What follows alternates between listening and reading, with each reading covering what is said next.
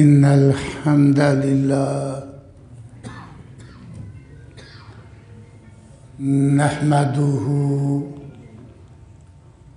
ونستعينه ونستغفره ونعوذ بالله من شرور أنفسنا ومن سيئات أعمالنا من يهد الله فلا مضل له ومن يضلل فلا هادي له. آواز ریکارڈ کرنا، بس تصویر نہیں بنانا. واشهد ان لا اله الا الله وحده لا شريك له واشهد ان محمدا عبده ورسوله صلى الله عليه وسلم. اما بعد فأعوذ بالله السميع العليم من الشيطان الرجيم من همزه ونفخه ونفثه. بسم الله الرحمن الرحيم.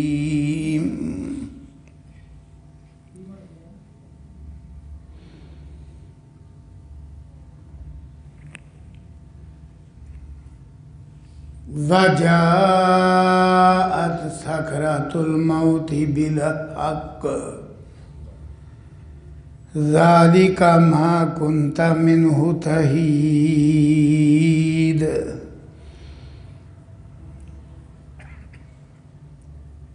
وقال الله جل وعلا في موضع آخر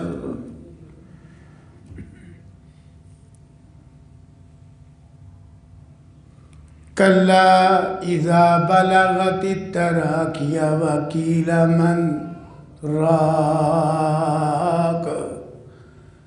وظن أنه الفراق والتفت الساق بالساق إلى ربك يومئذ المساق.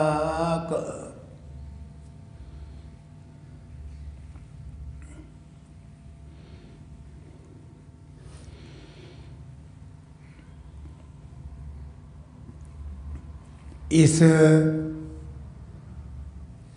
عارضی دنیاوی زندگی کے بعد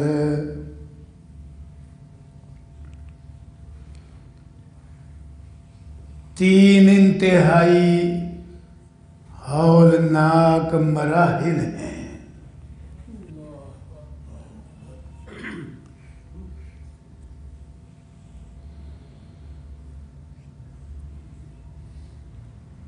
جن کے متعلق ہر مومن و مسلم کو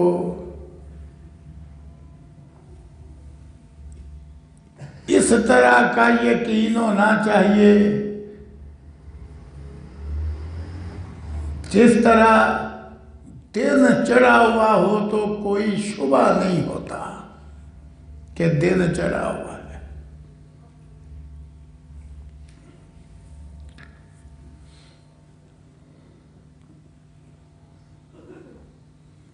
کیوں؟ وہ تینوں حقائق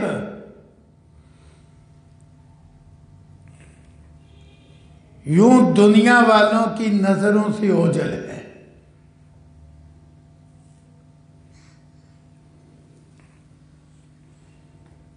پر قرآن و سنت میں ان کے دلائل اس قدر اٹل اور یقینی ہیں کہ کسی قسم کے شک و شبے کی گنجائش باقی نہیں رہتی۔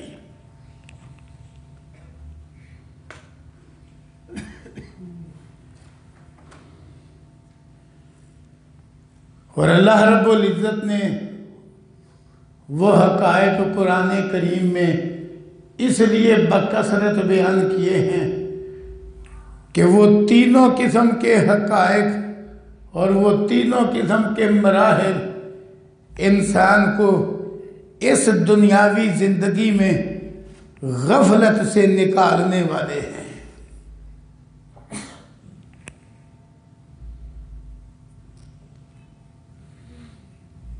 جو شخص انہیں یاد رکھتا ہے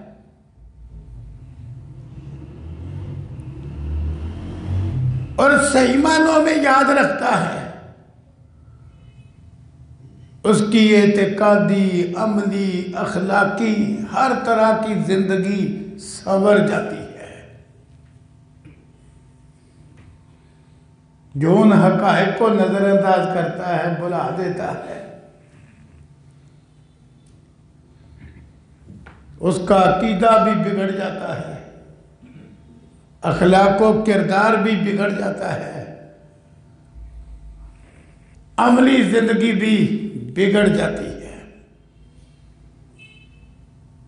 یہ وہ حقیقت ہے جو اللہ نے قرآن کریم میں بکثرت بیان کی ہے۔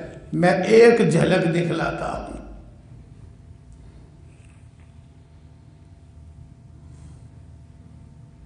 ایک وقت تھا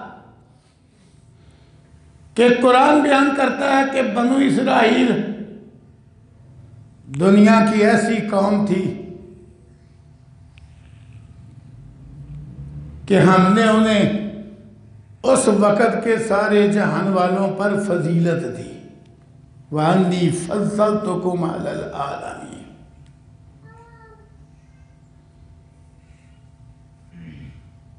لیکن پھر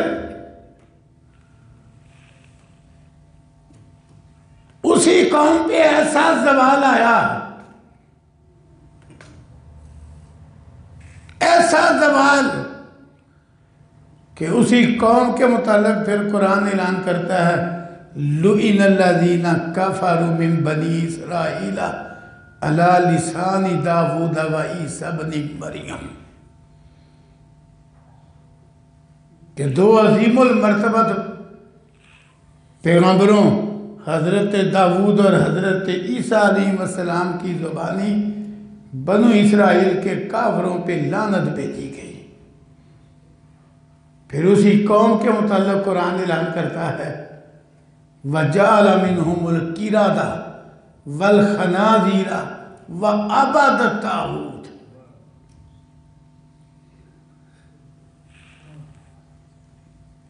یہ اتنا زوال کیوں آیا؟ بنیادی وجہ یہ بنی کہ ان کا آخرت کے متعلق ایمان بگڑ گیا۔ وہ ہمارے بہت سارے لوگوں کی طرح خوش فہمیوں میں مبتلا ہو گئے، اس طرح ہم نہیں، بہت ساری خوش فہمیوں میں مبتلا۔ کوئی سمجھتا بس کلمہ پڑھ لو تو بخشے بخشے، کوئی کہتا ہمارے رسول ہے، ہمیں کس نے پوچھنا ہے۔ لوگوں نے گاڑیوں کے پیچھے لکھ دیا جنت حسین دی۔ اللہ اکبر، یہ خوش فہمیاں ہیں۔ کوئی سمجھتا ہے نجات کے لیے رسول اللہ صلی اللہ علیہ وسلم کا امتی ہونا ہی کافی ہے، ہمیں کوئی حساب کتاب کا فکر نہیں۔ اور کوئی اس خوش فہمی میں ہے کہ بس کوئی پیر پکڑ لو، اس کے ہاتھ پہ بیعت کر لو، جو مرضی کرو، اس نے زبردستی چھڑا کے لے جانا۔ اور بڑی بڑی کہانیاں لوگوں نے جوڑی ہوئی ہیں ان خوش فہمیوں کے حوالے سے۔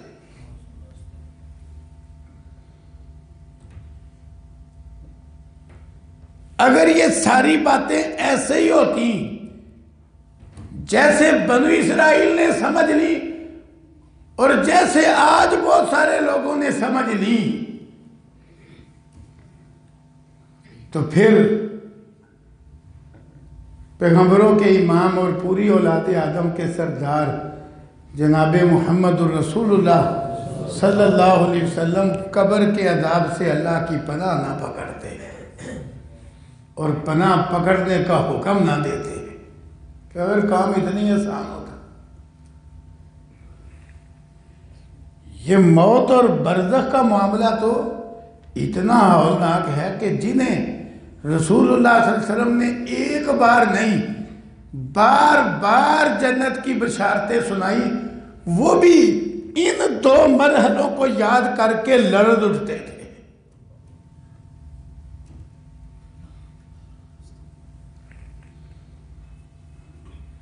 اب موت پر یقین تو ہر کسی کو ہے، لیکن موت کی ایک سختی ہے جو نظروں سے اوجھل ہے. ہم تو صرف بظاہر دیکھتے ہیں نا کہ ایک آدمی آرام سے روح نکل گئی، سمجھا بڑی اچھی اس کی زندگی لگتی ہے. نہیں، اس کا تعلق اس ظاہر سے نہیں ہے.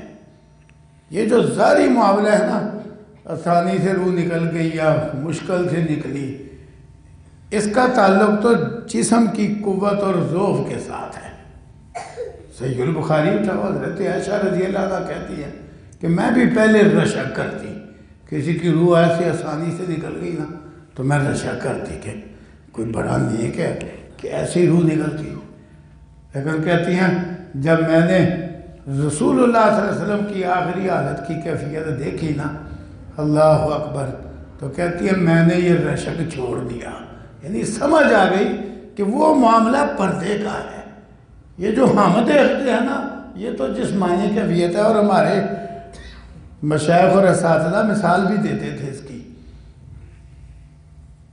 کہتے ہیں یہ جو ظاہری ہے نا یہ تو جانور ذبح کرنے کی طرح ہے. جو کمزور مڑیل سا جانور ہے آپ ذبح کریں تو وہ تھوڑا سا ہل کے وہ روح نکل جاتی ہے، لیکن صحت مند طاقتور توانا جانور آپ ذبح کریں تو وہ دیر تک ہلتا رہتا ہے، بڑی سختی سے زور آزمائی سے اس کی روح نکلتی. یہ تو جسمانی ہے.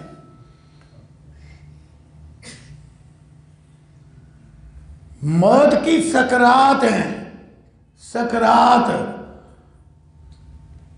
وہ سکرات میں سے بعض ایسی ہیں جو ہر ایک کے لیے ہی ہیں. کہ ذرا غور تو کیجئے کہ رسول اللہ صلی اللہ علیہ وسلم سید و ولد آدم ہیں. آخری لمحات میں آپ کپڑا کبھی چہرے کے آگے کرتے ہیں کبھی پیچھے ہٹاتے ہیں. برتن پاس پڑا ہے، کوئی قصہ نہیں کہانی نہیں، صحیح البخاری کی حدیث ہے، آپ اس میں ہاتھ دبوتے ہیں اور چہرے پہ پھیرتے ہیں اور ساتھ فرماتے ہیں اِنَّا لِلْمَوْتِ سَكَرَاتٍ.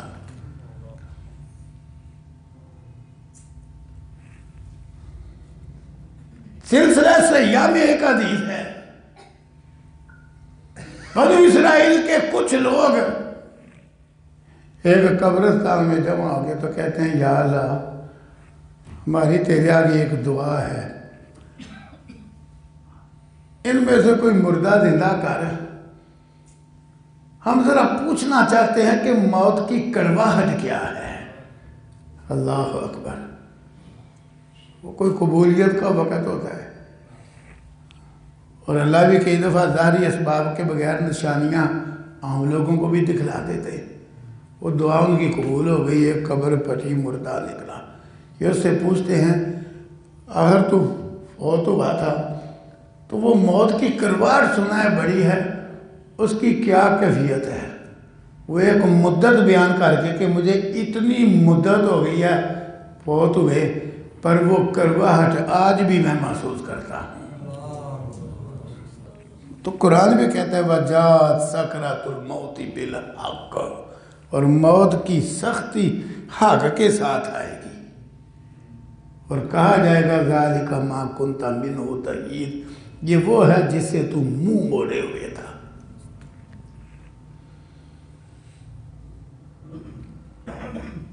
خصوصاً ایک عجیب بات ہے کہ جو دنیا ختم ہونے کے قریب آ رہی ہے، جو حضرت علی رضی اللہ عنہ کا قول صحیح البخاری میں ہے، وہ کہا کرتے تھے لوگوں دنیا بھی سفر میں ہے اور آخرت بھی سفر میں، ارتحلت الدنیا والآخرہ، دونوں سفر میں ہیں، لیکن دنیا کا سفر ختم ہونے کی طرف ہے اور آخرت کا سفر قریب آنے کی طرف ہے۔ جو دنیا ختم ہونے کے قریب ہو رہی ہے نا، لوگوں کے دلوں میں دنیا کا پیار، دنیا کی محبتیں، دنیا کا نشہ، دنیا کا جنون، ہرس، طمع، ہوس، لالچ بڑھتا ہی جا رہا ہے۔ اتنا اونچا کر لیا لوگوں نے معیار زندگی کہ جیسے مرنے ہی نہیں، حالانکہ ہر سانس کے ساتھ دنیا ختم ہونے کی طرف جا رہی، آخرت آنے کی طرف رواں دواں ہے، لیکن ہمارا معاملہ دنیا والوں کا الٹ ہوتا جا رہا۔ اتنی رنگینیاں بڑھ گئی اس دنیا میں کہ کوئی موت یاد ہی نہیں کرنا چاہتا، بلکہ اب تو اگر غور کیا جائے جو میرے ہم عمر اس مجلس میں لوگ موجود ہیں، وہ میری امید ہے کہ تائید کریں گے کہ صرف ہمارے بچپن سے اب تک موت کے حوالے سے حالات اتنے بدل گئے ہیں کہ پہلے کوئی عزیز قریبی بچھڑتا تو لوگوں کے اندر ایک تبدیلی آ جاتی اور ایک وقت تک آئی رہتی کہ خصوصاً گھر میں جو وہ موت دیکھتے تو اس گھر میں ایک وقت تک تبدیلی آئی رہتی، یعنی لوگ نیکی کی طرف مائل ہو جاتے، برائی چھوڑتے، ایک مدت تک جتنا جس کا ایمان ہو وہ موت کا اثر رہتا۔ اب تو حالات اتنے عجیب ہیں کہ میت گھر میں ہے پر لوگوں کے اوپر موت کا کوئی اثر نہیں۔ کیوں جی؟ جو میری عمر کے آگے پیچھے ہیں میری اس بات سے متفق ہے کہ جب ہمارا بچپن ہے نا یا نوعمری تھی اس وقت حالات یہ تھے، اب پرواہ ہی نہیں موت کی، کوئی لوگوں پہ یعنی کہ وقتی حالت بھی نہیں طاری ہوتی۔ رسول اللہ صلی اللہ علیہ وسلم نے فرمایا تھا اکثروا ذکر حازم اللذات، کہ لوگوں لذتوں کو توڑ کے رکھ دینے والی چیز اس کا بکثرت ذکر کرو، وہ کیا ہے؟ وہ موت ہے، لذتوں کو توڑتی ہے۔ اب لوگ رسمی طور پہ وہ چیخو پکار والا رونا تو کرتے ہیں جتنا زیادہ قریبی ہو، لیکن وہ جو موت کا ہولناکی والا اثر پیدا ہونا چاہیے تھا نا کہ اپنی موت یاد آ جائے اور آدمی اپنے اندر تبدیلی پیدا کرے، وہ کوئی نہیں آتا، اللہ ماشاءاللہ ہے وہ کوئی نہیں۔ اتنا فرق پڑ گیا ہے ہمارے اس تھوڑے سے دور میں، حالانکہ قرآن نے تو ہلا کے رکھ دیا ہے۔ موت کا موقع قرآن کریم میں کئی مقامات پہ ہے اور ہلا کے رکھ دینے والے انداز میں۔ ایک مقام آپ نے سن لیا سورہ کاف، رسول اللہ صلی اللہ علیہ وسلم اکثر جمعہ کے دن پڑھتے تھے خطبے، اللہ تعالیٰ سکرہ کا لفظ بول رہے ہیں، وَجَاءَ سَكْرَةُ الْمَوْتِ بِالْحَقِّ ذَلِكَ مَا كُنْتَ مِنْهُ تَحِيدٌ۔ اسی طرح اللہ تعالیٰ نے دوسرے مقام پہ پھر نقشہ کھینچا، یہ سورہ قیامہ ہے، کَلَّا اِذَا بَلَغَتِ التَّرَاقِيَ وَقِيلَ مَنْ رَاقٍ۔ آج کا انسان تو خصوصاً آج کے دور کا اتنا بے باک ہو گیا ہے اور اللہ سے اتنا دور ہو گیا کہ اب مرد کیا عورتیں کیا، وہ تو ایسے ایسے بول رہی ہیں اور لکھ رہی ہیں اور بول لکھ کے کتبے اٹھا کے سڑکوں پہ نکل رہی ہیں، میرا جسم میری مرضی۔ ہائے ہائے ہائے، کمال ہو، وہ نہ تو آیا اپنی مرضی سے، نہ تو جائے اپنی مرضی سے، نہ صحت اپنے اختیار میں، نہ بیماری اپنے اختیار میں۔ کیوں نہیں ہے کوئی یہ چیز اختیار میں؟ کوئی اپنی مرضی سے آیا دنیا میں؟ کوئی اپنی مرضی سے جا سکا ہے دنیا سے؟ کیا صحت اور بیماری کیا یہ بندے کے بس میں ہے؟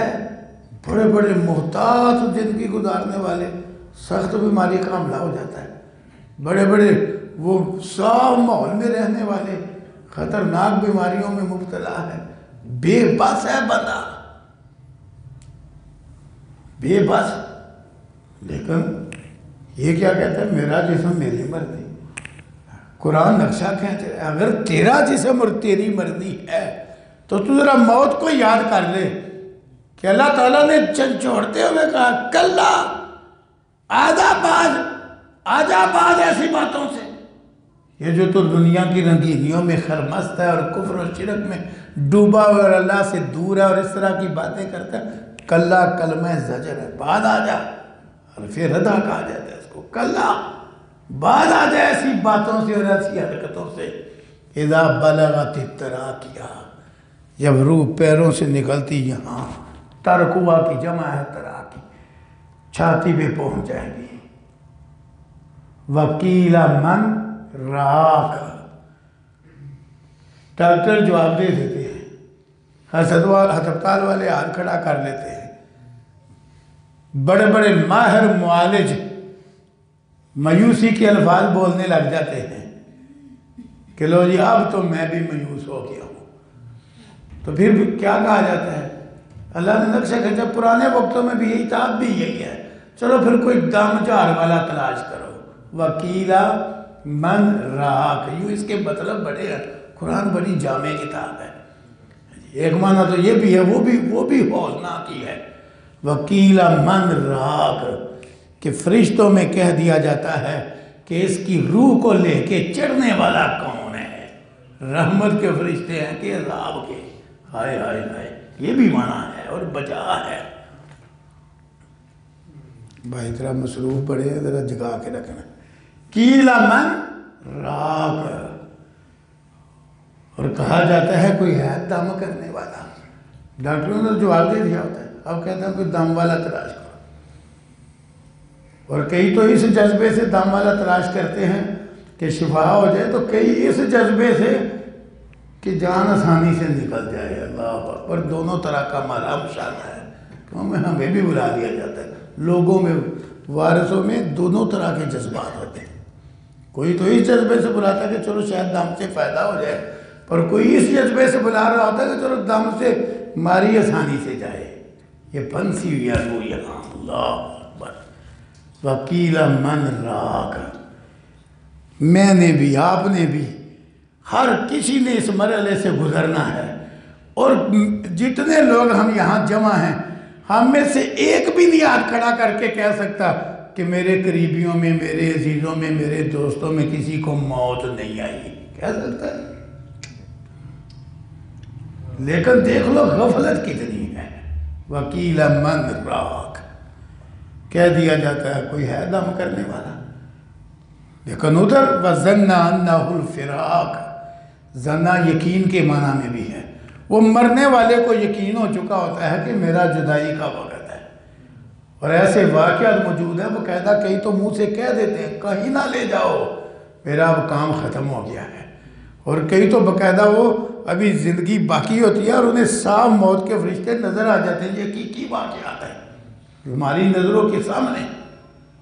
ہمارے بڑے اس علاقے کے پیارے شیخ محترم تھے حضرت مولانا حافظ عبد المنان دور پوری رحمہ اللہ رحمتا واسعہ. اللہ قبر نور سے منور فرمائے، رحمت نازل فرمائے. انہوں نے بھی باقاعدہ ہمیں ایک واقعہ سنایا. کہتے ہیں ہمارے والد گرامی بیمار تھے، تو لیکن جو آخری وقت آیا نا، جو چہرہ تازہ سا ہو گیا، تو گھر والے کہنے لگے باجی آج تو بڑی طبیعت اچھی ہے ماشاءاللہ. تو وہ صاف فرمانے لگے میں دنیا سے جا رہا ہوں، تم کہہ رہے ہو طبیعت ٹھیک ہے. کہتے ہیں بس ان باتوں کے اندر اندر ہی وفات پا گئی.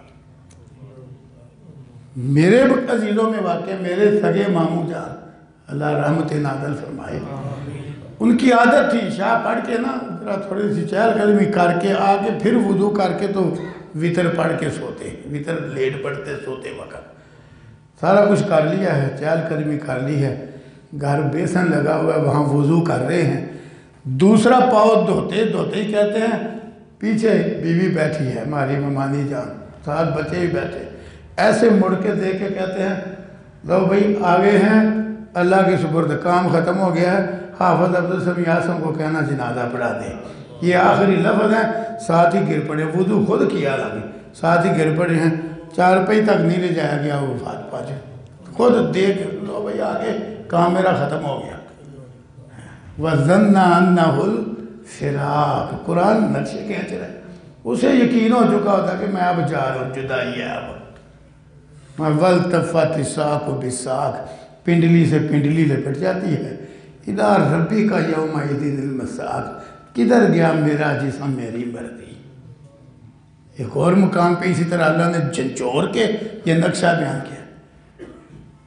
فَلَوْلَا یہ سورہ واقعہ ہے جو ان صورتوں میں سے ہے جن 5 صورتوں نے میرے پیغمبر کو بوڑھا کر دیا تھا.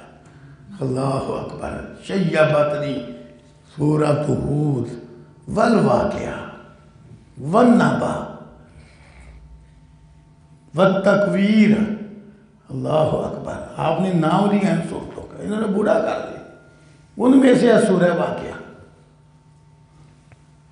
تو آپ فرماتے ہیں کہ انہوں نے پورا کر دیا. اب اس کے اندر بھی نقشہ ہے. فَلَوْلَا إِن كُنْتُمْ غَيْرَ مَدِينِينَ اللہ جھنجھوڑ کے کہتے ہیں اگر تم ہماری ماتحتی میں نہیں، تم سمجھتے ہو جی ہم آزاد ہیں، ہم ایسے ہی دنیا میں آ جاتے ہیں، پھر بس دنیا میں زندگی گزارتے ہیں، مر کھپ جاتے ہیں، کوئی آخرت نہیں، حساب کتاب نہیں، کوئی پوچھنے والا نہیں. فَلَوْلَا إِن كُنْتُمْ غَيْرَ مَدِينِينَ تو کیوں نہیں، اگر تم ہماری ماتحتی میں نہیں اور تم بدلہ دیے جانے والے نہیں تو تمہارے جمگھٹ میں اور تمہارا عزیز بچھڑ جاتا ہے. ترجعونہا ان کنتم صادقین اگر تم اپنے خواب غفلت کے دعوے میں سچے ہو تو اس کو لٹا کے تو دکھلاؤ. کیسے اللہ نے للکارا ہے، لٹاؤ اگر تم سچے ہو، سمجھتے ہو کہ کوئی پوچھنے والا نہیں تو پھر لٹاؤ نا. ترجعونہا ان کنتم صادقین یہ اس کا بھی جواب ہے. میرا جسم میری مرضی. لٹاؤ نا تیرا جو جسم ہے، تمہارا کیوں گیا ہے. ترجعونہا ان کنتم. جب حلق کو پہنچتی ہے نا روح، ہم تمہارے مرنے والے کے تم سے بھی زیادہ قریب ہوتے ہیں پر تم دیکھتے نہیں. اللہ اکبر. یہ موت کے ذریعے تو اللہ نے ثابت کیا کہ انسان کتنا بے بس ہے. چند سال پہلے نا ایک سائنسدان کا بیان میں نے آنکھوں سے پڑھا قومی اخبار پہ. میں نے بڑی دیر تک وہ سنبھالے رکھا اخبار. وہ کہنے لگا جی ہمیں انسانی دماغ کا ایک پرزہ مل گیا ہے، اس پہ تحقیق شروع ہو گیا، موت پہ قابو پا لیں. اس نے ایک مدت بھی بتلائی، اتنی مدت میں معلوم ہوتا ہے وہ دریافت کرنے والے ہی مر گیا ہے. موت پہ قابو تو اب تک نہیں پڑا، نہ پڑھنا ہی ہے. اس طرح کی باتیں گدر بھی بکیاں ہوتی ہیں بعض لوگوں کی. ایک کڑوی حقیقت ہے. پھر قرآن نے خصوصاً کفار و مشرکین کی موت کا تو ایسا نقشہ کھینچا ہے جو کسی نے دیکھا نہیں. اس طرح دوسری سکرات بھی اسی کو معلوم ہے جو ان سکرات میں پہنچتا ہے، ہمیں نہیں معلوم. صرف ہمیں یقین ہے. کیوں؟ اللہ نے فرمایا اور اللہ کے پیغمبر صلی اللہ علیہ وسلم نے فرمایا. یقین اٹل ہے لیکن وہ کیفیت کیا ہے وہ جو بھگتے گا اسی کو معلوم ہوگی. پر قرآن نے نقشہ کھینچا ہے بعض کیفیتیں کفار و مشرکین کی. وَلَوْ تَرَا اِذْ يَتَوَفَّى الَّذِينَ كَفَرُوا الْمَلَائِكَةَ يَضْرِبُونَ وُجُوهَهُمْ وَأَدْبَارَهُمْ. فرمایا اگر تم دیکھ لو کہ جب فرشتے کافروں کی روحیں قبض کرتے ہیں تو چہروں اور پشتوں پہ ضربیں لگا رہے ہوتے ہیں اور ساتھ کہہ رہے ہوتے ہیں چکھو آگ کا عذاب. اللہ اکبر. موت کا معاملہ بڑی تلخ حقیقت ہے، حقیقت پر بڑی تلخ. اور جتنی یہ اٹل ہے اور جتنی یہ قریب ہے، سر کے اوپر ہے، ہر وقت سر کے اوپر ہے، اسباب ہوں یا نہ ہوں. خصوصاً آج کے دور میں تو ایسی موتیں بڑھتی جا رہی ہیں کہ جی کیا ہوا جی وہ تو ابھی کام کر کے آیا ہے، ابھی مزدوری کر کے آیا ہے، سارا دن یہ تو رکشہ چلا کے آیا ہے، ادھر خبر آ گئی وفات پا گئی. یہ موتیں آج کل بڑھتی جا رہی ہیں، جوان کی بھی درمیانی عمر کی بھی اس طرح کی موتیں بڑھتی جا رہی ہیں. پھر پوچھتے ہیں جی بھائی جی ہارٹ اٹیک ہی ہوا ہے، پوچھتے ہیں پہلے کوئی تکلیف ہے؟ پہلے تو کبھی نہیں ظاہر ہوئی. بات اصل میں وقت کی ہے. تو اتنا قریب ہے، لیکن دیکھو ہماری غفلت کتنی ہے. یہ جو کچھ اس وقت دنیا میں ہو رہا ہے نا، فسق و فجور، معاصی و ذنوب، بد اخلاقی، بد اعتقادی، اس کی بنیادی وجہ یہ ہے کہ ہمیں مرنا یاد ہی نہیں. یاد ہی نہیں ہمیں مرنا. ہمیں قرآن اور حدیث نے یاد رکھنے کا حکم دیا تھا، اسے یاد رکھو مرنا ہے. پھر ایک تو مرنے کے وقت کے یہ حقائق ہیں، اللہ اکبر. مرتے ہی پھر جو دوسرا مرحلہ شروع ہو جاتا ہے وہ قبر و برزخ کا ہے. وہ بظاہر آدمی جیسے بھی ہے، خواہ پرندوں کے پیٹوں میں پہنچ گیا، بظاہر پوٹوں میں پہنچ گیا ہے، خواہ اس کی میت کو آگ میں جلا کے راکھ اڑا دی گئی ہے، لیکن اس کا وہ دور مرنے کے بعد قبر گئی ہے. وہ جہاں بھی ہے، کیوں اللہ فرما رہے ہیں ثم ماتوا فاقبرہ، اور اس کے اجزاد جہاں سے مرضی گھما کے اسی زمین میں ہی آ جاتے ہیں. منہا خلقناکم وفیہا نعیدکم ومنہا نخرجکم تارۃ اخری. وہ قبر و برزخ کا معاملہ انتہائی حساس ہے. تنے تنہا، اللہ اکبر، جتنا مرضی جگری ہے، قریبی ہے، جتنا مرضی لاڈلا ہے، کبھی ماں نے نہیں کہا ساتھ مجھے بھی لٹا دو. کہا کبھی آج تک؟ جرأت ہی نہیں. وہ گڑھ ایسا ہے زندگی میں جرأت ہی نہیں. کبھی باپ نے نہیں کہا میرا بڑا ہی لاڈلا تھا مجھے بھی ساتھ ہی لٹا دو. اولاد میں سے کبھی کسی نے نہیں کہا ابا جی نے بڑا ہی ہمارا بھلا کیا ہے مجھے بھی ساتھ ہی لٹا دو. میاں بیوی کا جتنا مرضی پیار ہو، کبھی شوہر نے بیوی نے نہیں کہا کہ بیوی فوت ہو گئی ہے تو مجھے بھی ساتھ ہی لٹا دو، یا شوہر فوت ہو گیا تو بیوی کہ مجھے ساتھ ہی دفن کر دو. جرأت ہی نہیں. نظام ہی ایسا ہے. تنے تنہا، اور ایک ایسی کیفیت ہے یہ، کوئی شے باہر نہیں اس کی، اور رابطے کا کوئی ذریعہ نہیں کہ کیا بن رہی ہے. اللہ اکبر. اور کوئی شے ہم پہنچا نہیں سکتے. یہ تو بیوقوفیہ لوگوں کی، اوپر چراغ جلا کے سمجھا روشنی ہو جائے گی، پھول ڈال کے سمجھا کہ اسے خوشبو پہنچے گی، اوپر درخت لگا کے سمجھا اس کا سایہ اس کو پہنچے گا. نا نا نا نا. اگر ایمان والا ہے تو اللہ کے ذریعے تو ہم پہنچا سکتے ہیں، اس کے آگے التجا کر کے، یا جو طریقے پہنچانے کے اس نے بیان کیا ان کے ذریعے سے، ورنہ کچھ بھی نہیں ہم کر سکتے. خود ہم کوئی شے نہیں اس کو پہنچا سکتے. کوئی شے ایسا رابطہ کٹ جاتا ہے. اس لیے اللہ فرماتے ہیں وَمِن وَرَائِهِ بَرْزَخٌ إِلَىٰ يَوْمِ يُبْعَثُونَ، کہ وہ مرتے ہی پھر اٹھائے جانے کے دن تک وہ پردے کا دور شروع ہو جاتے، جسے ہم قبر و برزخ کہتے ہیں. جس طرح موت کی سختی کی کچھ حالتیں ہر ایک کے لیے ہیں، اسی طرح وہ قبر کی ایک سختی بھی نیک لوگوں پہ بھی آ سکتی ہے. وہ ایک ہے، اس لیے ہمیں ڈرنے کا حکم دیا گیا. حضرت عثمان بن عفان رضی اللہ عنہ قبر کا تذکرہ ہوتا تو اتنا روتے، ڈاری آنسوؤں سے تر کر لیتے. کسی نے پوچھ ہی لیا ہمت کر کے کہ آپ کو تو جنت کی بشارت ملی ہوئی ہے، تو جواب دیتے بھائی جنت بعد کا معاملہ ہے، اس گڑھے سے بڑا ڈر لگتا ہے. آج لوگ اس گڑھے کے اوپر بیٹھ کے تاش کھیلتے ہیں. وہ جنت کی بشارت پانے والے تو یاد کر کے روتے تھے. آج لوگ اوپر بیٹھ کے تاش کھیلتے ہیں. آج لوگ ان گڑھوں کے اوپر بیٹھ کے بوٹیاں گھوٹ گھوٹ کے پیتے اور نشہ کرتے ہیں.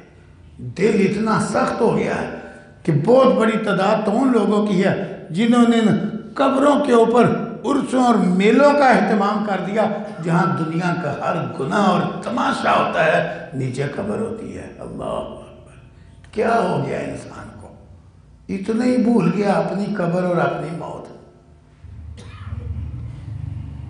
اتنا ہی بھول گیا کہ قبر کے اوپر تماشا کر رہا.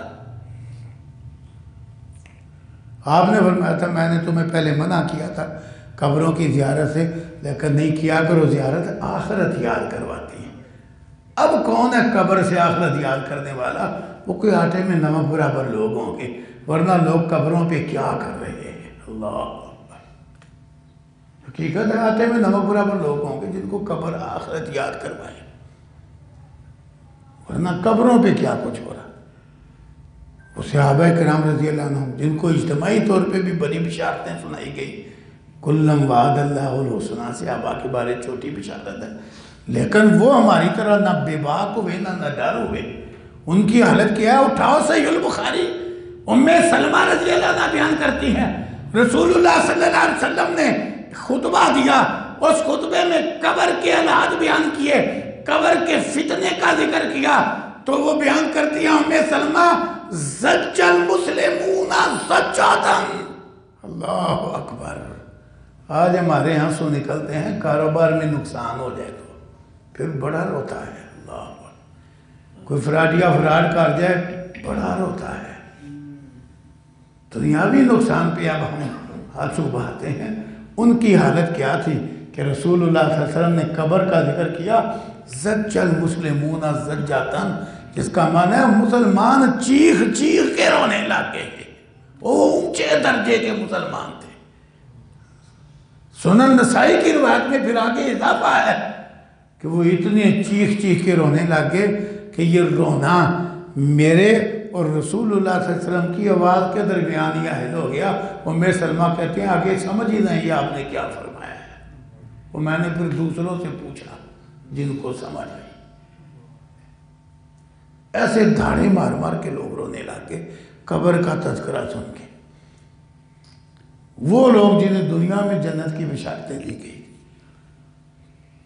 تو یہ قبر و برزخ کے حالات بڑے سخت ہیں۔ سنن نسائی میں ہے حضرت سعد بن معاذ رضی اللہ عنہ جیسے عظیم صحابی قبر برابر کی گئی، رسول اللہ صلی اللہ علیہ وسلم کا چہرہ متغیر ہو گیا۔ آپ نے اللہ کا ذکر استغفار کے کلمات شروع کر دیے۔ صحابہ کہتے ہیں ہم نے بھی کر دیے، کیفیت ہی ایسی طاری ہو گئی۔ پھر آپ نے فرمایا ھذا الذی تحرک لہ العرش، اور یہ وہ ہے جس کی وفات پہ عرش بھی حرکت میں آ گیا ہے۔ وشہدت بجنازتہ 70,000 من الملائکہ، اس کے جنازے میں 70,000 فرشتہ اترا ہے۔ شان اتنی ہے ایک طرف۔ فتحت لہ ابواب السماء، اس کی روح کے لیے آسمان کے سارے دروازے کھول دیے گئے ہیں، لیکن قبر نے اس کو ایک جھٹکا دیا ہے، میرے استغفار سے اس کی جان بخشی ہوئی ہے۔ اللہ اکبر، ہم قبر پہ تاج کھیل رہے ہیں، ہم قبروں پہ ڈھول کی ڈھاپ پہ بھنگڑے ڈال رہے ہیں، ہم قبروں کے اوپر وہ بوٹیاں گوڑ گوڑ کے پی رہے ہیں۔ یہ سنگ دلی اور قساوت قلبی کی انتہا ہے۔ قرآن و سنت کی روح سے تو مومن کو یہ تعلیم دی گئی ہے کہ مومن نیکی میں، توحید میں، تقوی میں، عمل صالح میں اونچے مرتبے پہ کیوں نہ چلا جائے، یہ امید اور ڈر دونوں کے درمیان ہی رہے، ڈرے بے خوف نہ ہو، موت یاد کر کے قبر یاد کر، یہ ڈر اور امید دونوں کے درمیان رہے۔ لیکن آج انسان چاہتا ہے کہ بس میں لذت و مسرت میں مست رہوں، مجھے ڈرانے والی شے کوئی نہ ہو۔ اور اللہ نے یہ تبصرہ بھی قرآن میں کیا کہ کیوں لوگ آخرت کو نظر انداز کر دیتے ہیں اور ان تلخ حقائق کو لوگ بالکل بھلا دیتے ہیں۔ اللہ نے وجہ بیان کی ہے قرآن کریم میں، اللہ نے کوئی کسر نہیں چھوڑی۔ فرمایا بل یرید الانسان لیفجر امامہ، انسان گناہ کرنا چاہتا ہے، نافرمانی کرنا چاہتا ہے۔ یہ موت کی یاد اور یہ قبر اور آخرت کے معاملے یہ اس کو گناہ نہیں کرنے دیتے، اس لیے یہ ان کا انکاری ہو جاتا ہے یا بلا دیتا ہے۔ کیوں؟ بل یرید الانسان لیفجر امامہ، انسان چاہتا ہے کہ بس میں گناہ ہی کروں، مجھے کوئی روکنے والا نہ ہو۔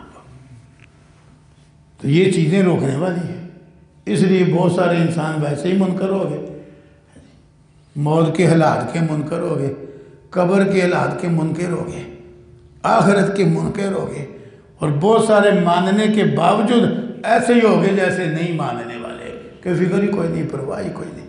ایسے ہو گئے. کس لیے؟ بل یرید الانسان لیفجر امامہ. کس لیے؟ یہ وجہ ہے. ورنہ حقائق بڑے سخت ہیں، اور یہ جتنے حقائق ہیں ان کی مثال دنیاوی زندگی میں موجود ہے. لہذا اللہ کیوں نہیں ان چیزوں پہ قادر؟ ان حقائق کا انکار اللہ کی قدرت کا انکار ہے.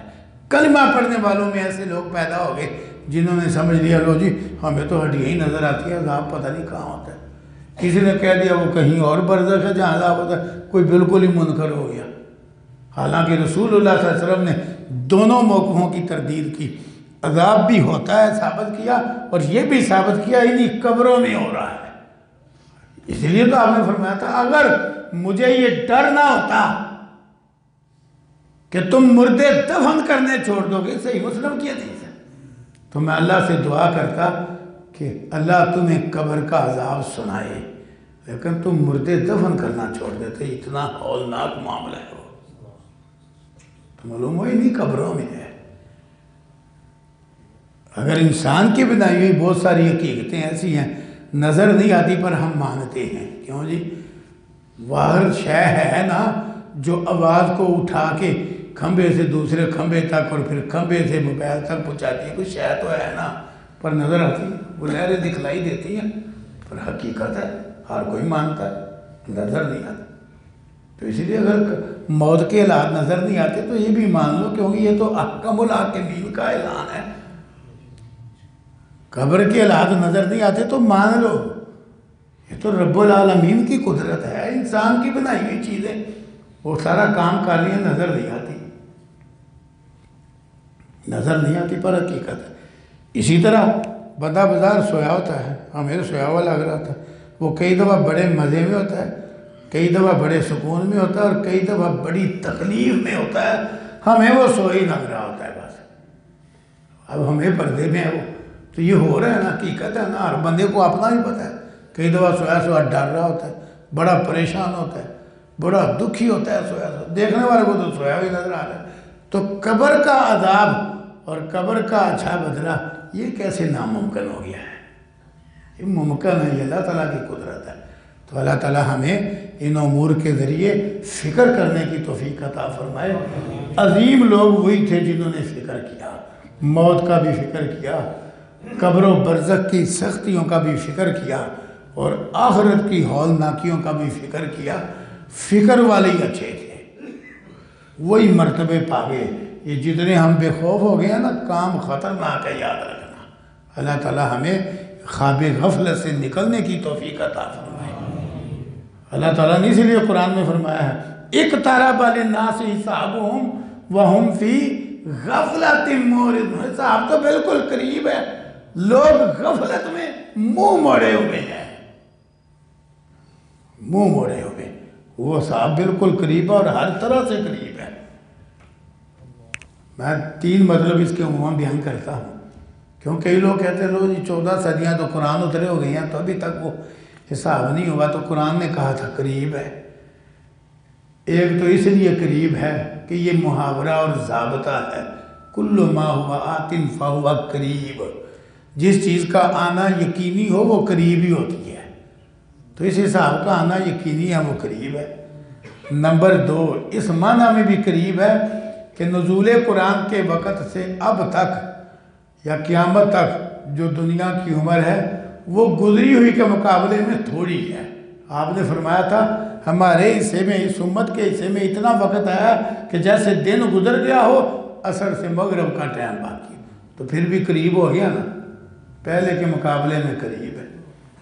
تیسری بات یہ ہے کہ موت سے ایک حساب تو شروع ہو جاتا ہے کسی حد تک، مرتے وقت ہی اور قبر و برزخ میں بھی. تو موت تو ہر ایک کی سر کے اوپر ہے، تو وہ قریب ہی ہے. اقترب للناس حسابهم. اگر ہم ان چیزوں کا فکر کریں گے، اور فکر کا یہ مطلب نہیں قطعاً یاد رکھیں.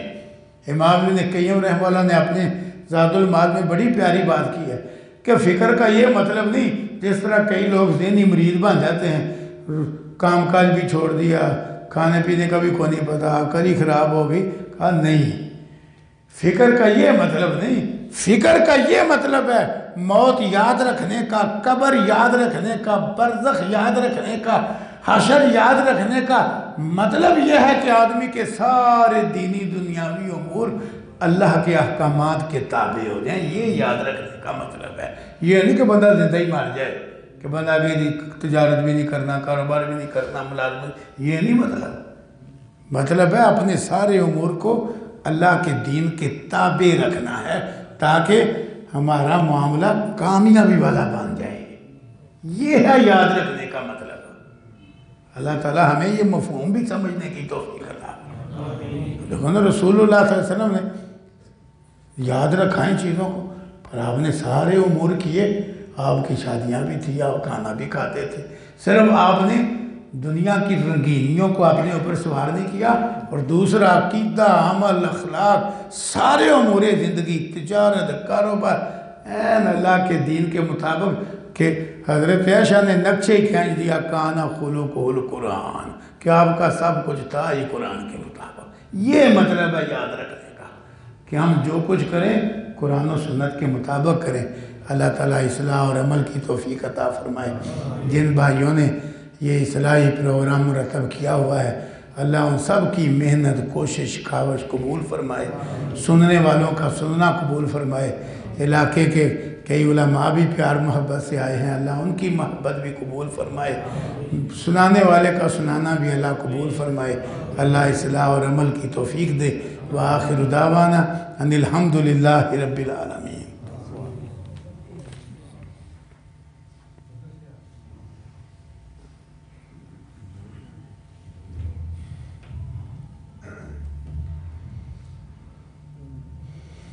دو سوال ہیں، مختصر جواب سن لیں۔ دیکھیں جی، ایک ٹھیک ہے، یہ جو پہلا سوال ہے، کام بڑا ہو رہا ہے، یعنی کہ لوگ جگہ جگہ بناتے ہیں ویڈیو، اس لیے بھائی نے سوال کر دیا کہ یہ تقریر، جلسے وغیرہ کی ویڈیو بنائی جاتی ہے، کیا یہ جائز نہیں؟ دیکھیں، ویڈیو تصویر ہے، تصویر کپڑے پہ بھی تصویر ہے، وہ سکرین پہ بھی تصویر ہے، ہاتھ سے بناؤ تب بھی تصویر ہے جی، اور وہ جسم رکھے تب بھی تصویر ہے، نہ رکھے تب بھی تصویر ہے۔ تو تصویر کی مذمت قرآن حدیث میں ہے، یہ بات یاد رکھیں۔ رسول اللہ صلی اللہ علیہ وسلم میں اشد الناس عذابا یوم القیامت المصورون۔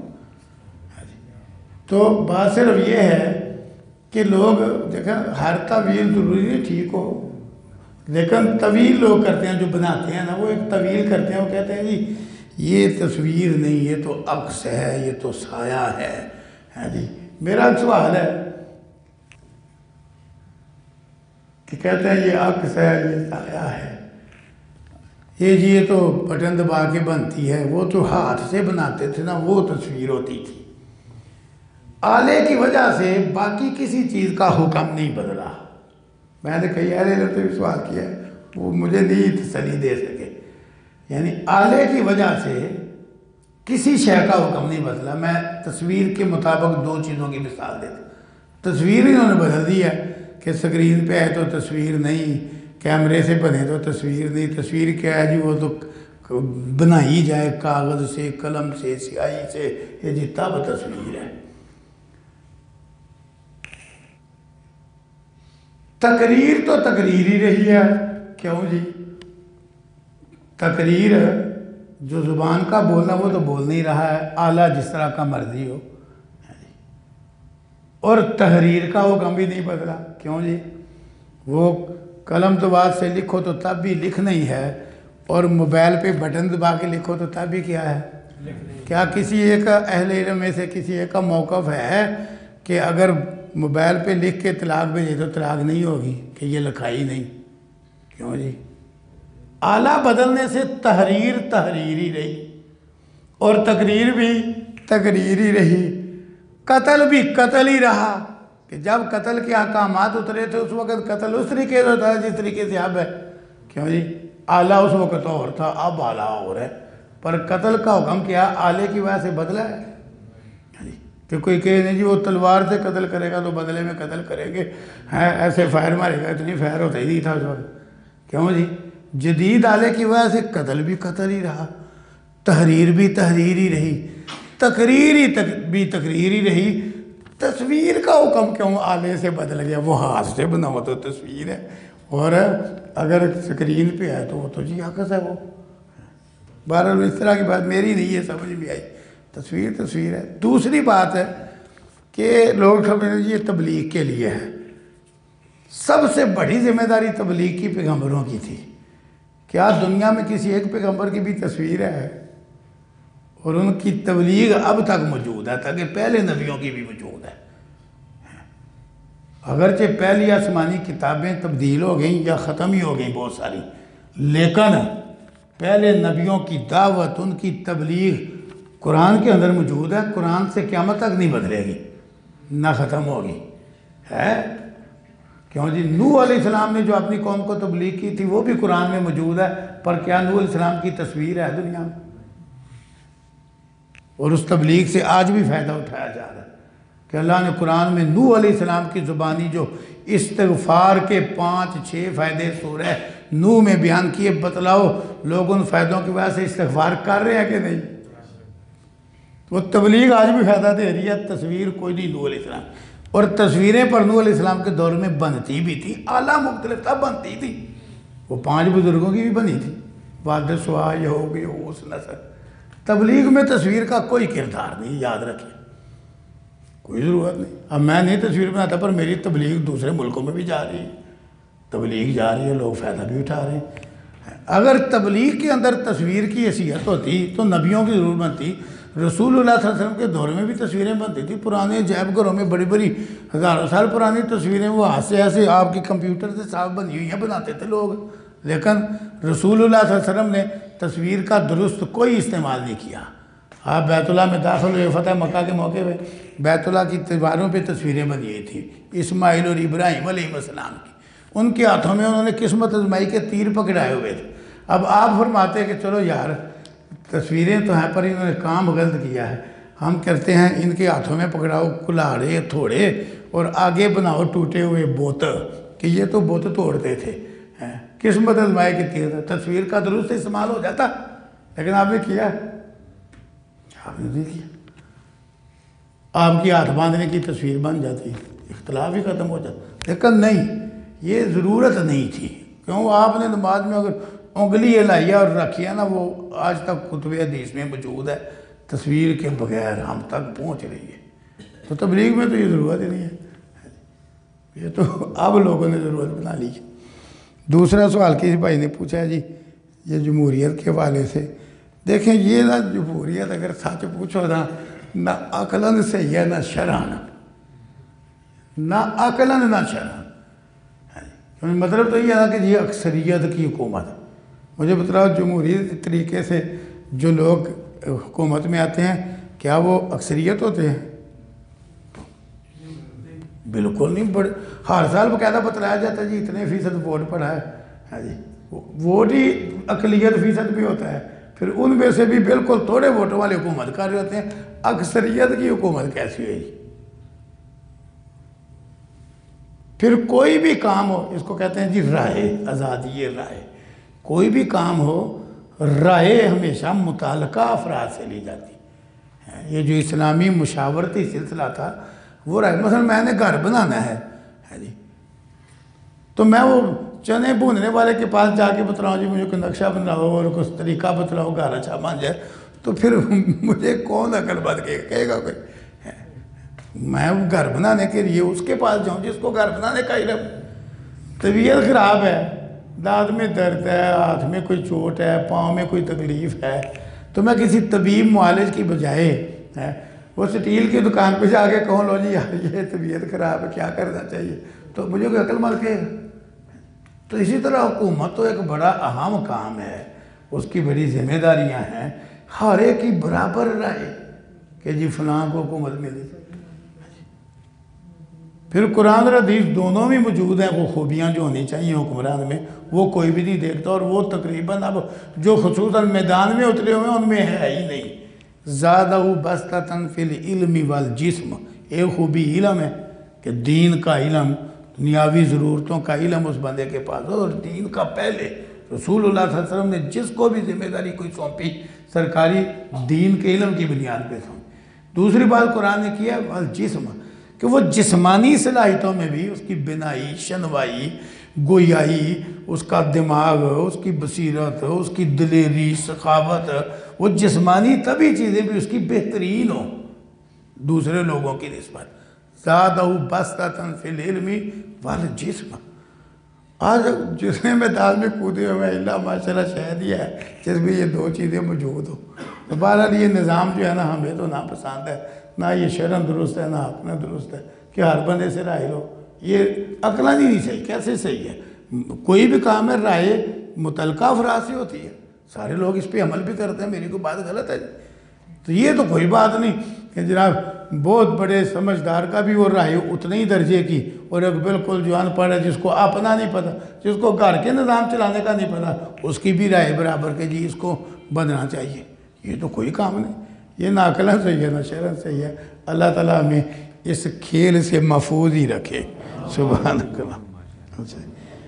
بیماروں کے لیے دعا کا کہا، یا ربی لک الحمد، یا ربی لک الحمد کما ینبغی لجلال وجہک وعظیم سلطانک، لا نحصی ثناء علیک انت کما اثنیت علی نفسک، اللہم صلی علی محمد وعلی آل محمد کما صلیت علی ابراہیم وعلی آل ابراہیم انک حمید مجید، اللہم بارک علی محمد وعلی آل محمد کما بارکت علی ابراہیم وعلی آل ابراہیم انک حمید مجید، ربنا آتنا فی الدنیا حسنہ وفی الآخرۃ حسنہ وقنا عذاب النار، ربنا آتنا من لدنک رحمہ وہیئ لنا من امرنا رشدا، ربنا ہب لنا من ازواجنا وذریاتنا قرۃ اعین واجعلنا للمتقین اماما، ربنا اغفر لنا ولاخواننا الذین سبقونا بالایمان ولا تجعل فی قلوبنا غلا للذین آمنوا ربنا انک رؤوف رحیم، ربنا علیک توکلنا والیک انبنا والیک المصیر۔ یا اللہ جتنے مسلمان بندے بندیاں بیمار ہیں اپنی رحمت سے شفائے کامل و عاجل عطا فرما۔ یا اللہ جن کے لیے کہا گیا ہے انہیں بھی، جن کے لیے نہیں کہا گیا انہیں بھی، یا اللہ اپنے بیمار بندوں کو شفائے کامل و عاجل عطا فرما۔ یا اللہ ایسی شفا دے کہ بیماری کا نشان بھی باقی نہ رہے۔ ہمارے پیارے پیغمبر بولا کرتے تھے شفا اللہ یغادر سقما، کہ یا اللہ ایسی شفا دے جو بیماری کو چھوڑے ہی نہ۔ ہمارے وہ بڑے ایک پیارے دوست ہیں بھائی آسم سیالکوٹ کے، وہ گھر میں آتش کا آگ کا دھماکہ ہوا، وہ بہت سارے افراد متاثر ہیں، اللہ تعالیٰ اپنی رحمت سے ان سب کو شفائے کامل و عاجل عطا فرمائے۔ اللہ ایسی شفا دے کہ بیماری کا نشان بھی باقی نہ رہے۔ شفا اللہ یغادر سقما۔ یا اللہ جو پریشان حال ہیں ان کی پریشانیاں دور فرما، جو مقروض ہیں ان کی گردنیں قرض کے بوجھ سے رہا فرما۔ یا اللہ جو بے روزگار ہیں حلال طیب ستھرا پاکیزہ بابرکت ذریعہ معاش عطا فرما، جن کا ذریعہ ہے برکت نہیں ہے یا اللہ ان کے رزق حلال میں خیر و برکت اور خیر کثیر پیدا فرما۔ یا اللہ جو بے اولاد ہیں نیک صالح آنکھوں کی ٹھنڈک اولاد عطا فرما، جو نرینہ اولاد سے محروم ہیں نیک بیٹے عطا فرما، جو بچوں بچیوں بھائیوں بہنوں کے رشتے کے والے سے پریشان ہیں یا اللہ یہ بھی ایک دنیاوی ضرورت ہے، اللہ مناسب رشتے مہیا فرما۔ یا اللہ ہم سارے ہی محتاج ہیں، غنی اور بے نیاز صرف تو ہے۔ یا اللہ ہم سب کی جائز ضرورتیں نیک تمنائیں اچھی آرزویں پوری فرما۔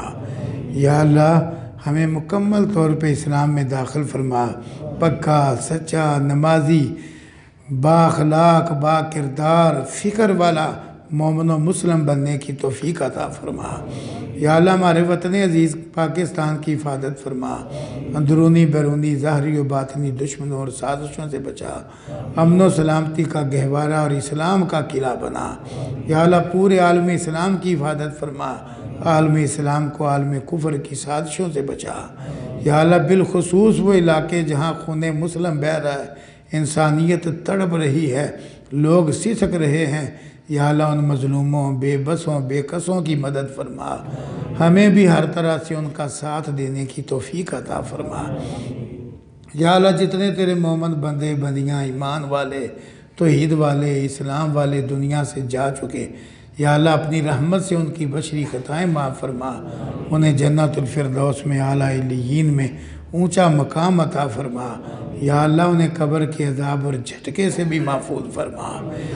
اللہم انا نسألک العافیۃ فی الدنیا والآخرہ، اللہم انا نسألک تمام النعمہ، اللہم انا نسألک الہدی والتقی والعفاف والغنی، اللہم انا نسألک علما نافعا ورزقا طیبا وعملا متقبلا، اللہم انا نسألک الجنہ وما قرب الیہا من قول وعمل، ونعوذ بک من النار وما قرب الیہا من قول وعمل۔ سبحان ربک رب العزت عما یصفون وسلام علی المرسلین والحمد للہ رب العالمین۔